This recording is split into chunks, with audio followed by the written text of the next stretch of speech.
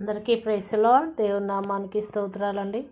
ఎలా ఉన్నారు? అందరూ బాగున్నారా? దేవుడికి స్తోత్రం. ప్రభు మనకిచ్చిన నూతన దినాన్ని బట్టి దేవునికి మహిమ.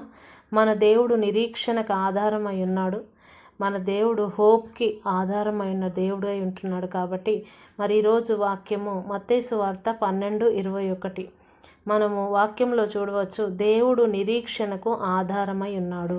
ఆయన లేనిదే మనం ఏమీ కూడా చేయలేము. ఆయన నిరంతరము కూడా మనల్ని అన్ని సమయములందు నిరీక్షించే, ఆయనలో మనం నిరీక్షించినప్పుడు ఆయన మనల్ని నడిపించే దేవుడుగా ఉంటున్నాడు. అన్ని సందర్భాలలో కూడా ఆయన యందే మనము విశ్వాసముతో నిరీక్షణతో ఉన్నట్లయితే మన జీవితంలో అన్ని కార్యాలు కూడా ఆయన సఫలం చేసే దేవుడుగా ఉంటున్నాడు. మన జీవితంలో అద్భుతాలు, ఆశ్చర్య కార్యాలు ఏవి జరగాలన్నా కూడా మన యేసయ్య నిరీక్షణకు ఆధారంగా ఉన్నాడు కనుక ఆయనే మనల్ని స్వస్థపరిచే దేవుడని, ఆయనే మనకు అన్ని కార్యములు కూడా సఫలపరిచే దేవుడని, ఆయనపై విశ్వాసముతో మనం ఉన్నప్పుడు దేవుడు గొప్ప గొప్ప కార్యాలు మన జీవితంలో చేస్తానని ఈరోజు మరి మత్తయి సువార్త 12:21 ద్వారా దేవుడు మనతో మాట్లాడుతూ ఉన్నాడు.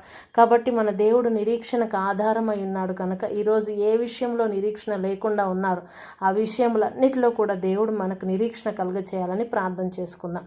స్తోత్రము నాయన, పరిశుద్ధ తండ్రి, నీకు వందనాలు, స్తోత్రాలయ్యా. అవును నాయన, ఈరోజు ప్రభా మత్తయి సువార్త 12:21 ద్వారా నాయన నీవు నిరీక్షణకు ఆధారమైన దేవుడు అని ప్రభా, మా పక్షముగా నాయన న్యాయము జరిగించే దేవుడు అని ప్రభా, అయ్యా అన్ని సమయంలో మాకు తోడయ్యుండి నాయన మమ్మ స్వస్థపరిచే దేవుడు అని నాయన, అయ్యా నిన్నే నమ్ముకొని ఉన్నప్పుడు ప్రభా అన్ని విషయాల్లో విజయం ఇచ్చే దేవుడు అని ప్రభా, నీవు నిరీక్షణకు ఆధారమయ్యుండి నాయన అయ్యా మమ్మల్ని అన్ని సమయంలో ప్రభా సమస్త కీడుల నుంచి తప్పించే దేవుడు అని నాయన, అయ్యా మరి దుష్టులు మమ్మల్ని వెంబడిస్తూ ఉన్నప్పుడు ప్రభా ఏమాత్రము నాయన తొట్టిల్లకుండా నీ యందు నిరీక్షణ కలిగి ఉండినట్లు కృప దయచేయమని ప్రభా యేసు నామములో ప్రార్థిస్తూ ఉన్నాము తండ్రి. ఆమెను. అందరికీ ప్రైజ్ లార్డ్ అండి. దేవుని నామానికి స్తోత్రం.